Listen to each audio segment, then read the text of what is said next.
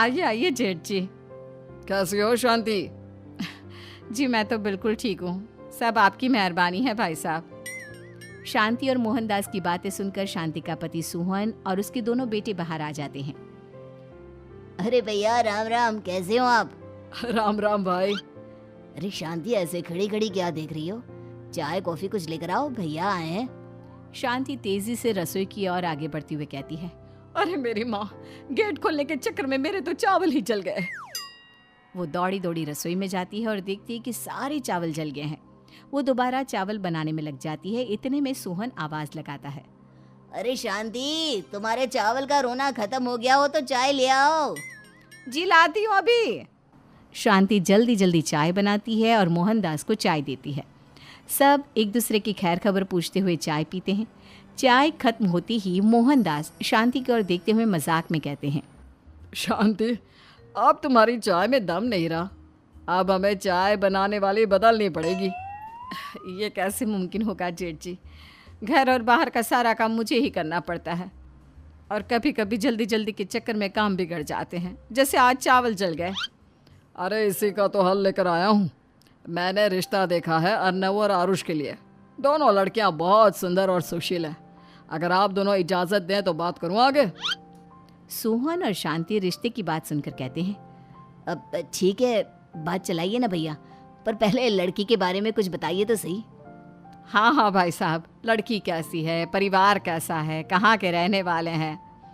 देखो, परिवार तो बहुत अच्छा है, पर वे दोनों लोग बहुत गरीब हैं। दहेज में कुछ मिलेगा नहीं। अरे हमें दहेज में कुछ चाहिए भी नहीं, बस लड़की संस्कारी होनी चाहिए।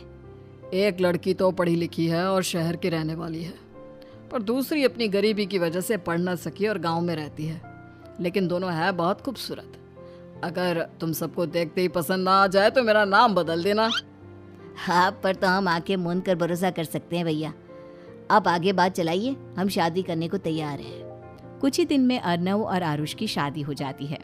आरुष की शादी अनपढ़ लड़की मंजरी से हो जाती है, जो कि बहुत भोली भी होती है, और अर्नव की शादी पढ़ी लिखी लड़की तनुजा से हो जाती है, जो कि घमंडी और चालू होती है। एक दिन मंजरी घर के काम कर रही थी कि अचानक शांति उसे आवाज लगाती है, बड़ी बहू, ओ बड़ी बहू, मंजरी जल्दी यहाँ आओ। मंजरी जल्दी जल्दी शांति के पास जाती है। बेटा मेरे पैर दबा दे, बहुत दर्द हो रहा है। जी माँ जी, बस बर्तन धोकर आती हूँ। अरे बैठ यहाँ, मेरे पैर में बहुत तेज दर्द हो रहा है, बर्तन छोटी बहू धो लेगी। मंजरी शांति के पैर दबाने लगती है तो शांति तनुजा को आवाज लगाती है, छोटी बहू, ओ छोटी बहू। तनुजा थोड़ी देर से आराम से चलकर आती है। जी माँ जी, आपने बुलाया मुझे? आपको कोई काम था क्या? तू कुछ काम कर रही है या?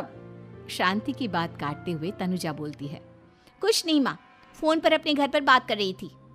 अरे बाद में बात करियो अपने घर वालों से, पहले जाके बर्तन धो ले।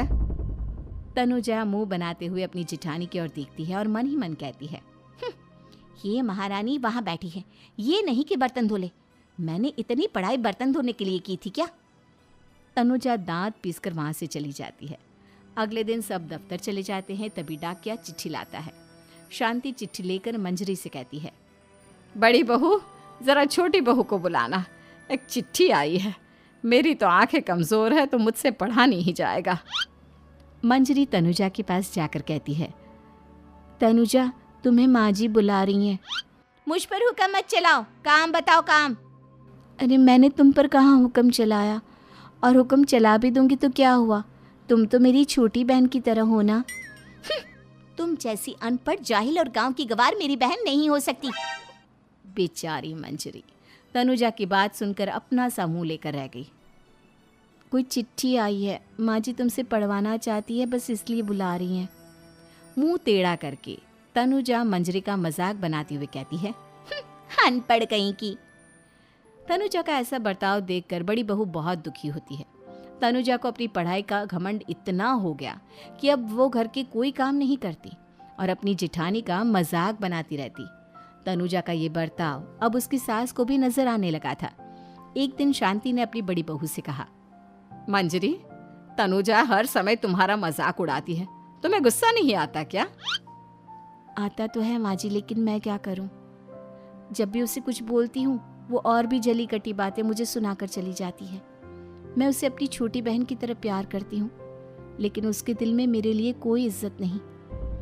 बहू, तूने वो कहावत सुनी है, जुल्म करने वाले से ज्यादा जुल्म सहने वाला अपराधी होता है। मंजरी अपनी सास का इशारा समझ जाती है।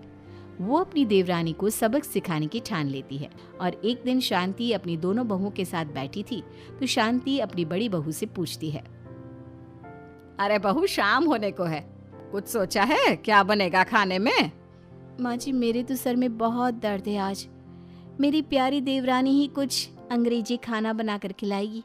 सुना है पढ़े लिखे लोग अंग्रेजी खाना बहुत अच्छा बनाते हैं, क्यों तनुजा?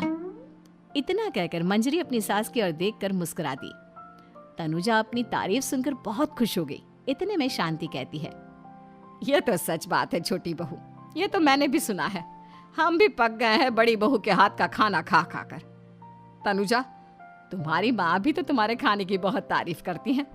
आज हमें भी खिला दो कुछ अच्छा सा बनाकर। शांति की बात सुनकर छोटी बहू और आसमान पर चढ़ गई, पर उसे ये कहाँ पता था कि उसकी सास और जेठानी उसे सबक सिखाना चाहती हैं।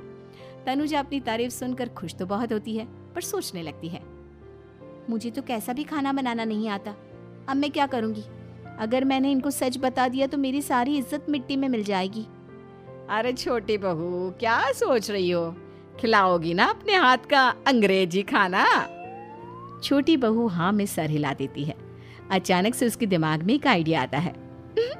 मैं इंटरनेट से देखकर कुछ बना लेती हूँ, मेरी वाहवाही पूरे घर में हो जाएगी। मुझे कौन सा रोज रोज बनाना है। माँ जी, आज आप सबको ऐसा खाना खिलाऊंगी, ऐसा खाना खिलाऊंगी कि... इतने में शांति छोटी बहू की टांग खींचते हुए कहती है कि पता नहीं कैसा खाना खिलाओगी। ए ऊपर वाले, हमारी रक्षा करना। इतना बोलकर शांति और मंजरी दोनों जोर जोर से हंसने लगते हैं। अब तनुजा रसोई घर में चली जाती है और खाने की तैयारी करने लगती है, पर उसे रसोई घर की चीज़ों के बारे में तो कुछ नहीं पता। जैसे तैसे सारी चीज़ें निकालती है और इंटरनेट पर देखकर खाना बनाती है। कुछ ही देर में सब लोग घर आ जाते हैं। अरे सुनते हो, आज का खाना हमारी छोटी बहू बना रही है। अरे वाह, आज तो फिर कुछ अंग्रेजी खाना खाने को मिलेगा। कुछ ही देर में खाना बन जाता है तो छोटी बहू सबका खाना लगा देती है। इतने में बड़ी बहू कहती है, क्या बात है देवरानी जी, आज तो बहुत अच्छी खुशबू आ रही है। ये बात तो सही कही बड़ी बहू तूने, खुशबू तो अच्छी है। ऐसी खुशबू तो मेरे खाने में भी नहीं आती। सब मिलकर छोटी बहू की बहुत तारीफ करते हैं और छोटी बहू 7वें आसमान पर बैठ जाती है। अब सभी खाना खाते हैं। जल्दी जल्दी दो, अब तो मुंह में पानी आ रहा है। हाँ हाँ, मुझसे भी नहीं रुका जा रहा। जैसे ही सोहन एक निवाला खाता है तो उसकी आंखों से पानी आने लगता है। ये देखकर शांति सोहन से पूछती है, क्या हुआ जी, खाना इतना अच्छा बना है कि आंखों से पानी आ गया? सोहन चुप रहता है और धीरे धीरे से खाना शुरू कर देता है। इतने में सोहन छोटी बहू से कहता है, बेटी तुम भी तो खाओ, तुम क्यों रुकी हो? खाना सच में बहुत अच्छा है। ये कहकर सोहन जोर से हंस देता है। फिर सब खाना खाने लगते हैं, लेकिन खाने में नमक और मिर्च तेज हो गई थी।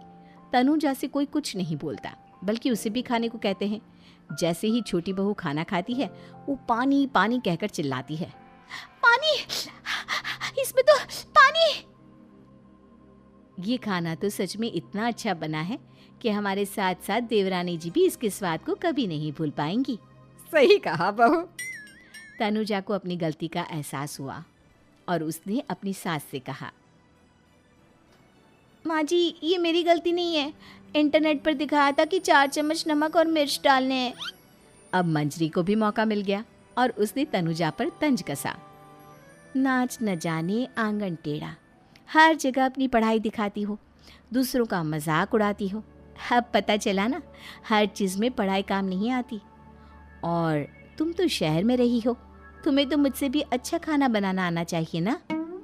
बेटा, अगर तूने ठीक से सब सीखा होता तो आज तुझे शर्मिंदा नहीं होना पड़ता। बात शहर या गांव की नहीं होती। मंजरी गांव से आई है, लेकिन उसे घर का काम करना और खाना बनाना सब अच्छी तरह से आता है। तुम शहर में रही हो, तुमने ये सब क्यों नहीं सीखा? छोटी बहू सर नीचा कर सबसे माफ़ी मांगती है और बहुत शर्मिंदा होती है।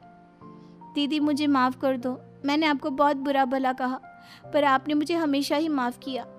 आज मुझे अपनी गलती का एहसास हो गया है। अब दोनों बहुएं मिलकर घर का काम करने लगी और एक दूसरे को अपने गुण बांटने लगी। मंजरी ने अपनी देवरानी को खाना बनाना और घर का काम करना सिखाया, वहीं तनुजा ने भी अपनी जिठानी को पढ़ना लिखना सिखाया। शांति और सोहन ऐसी बहुएं पाकर बहुत खुश थे।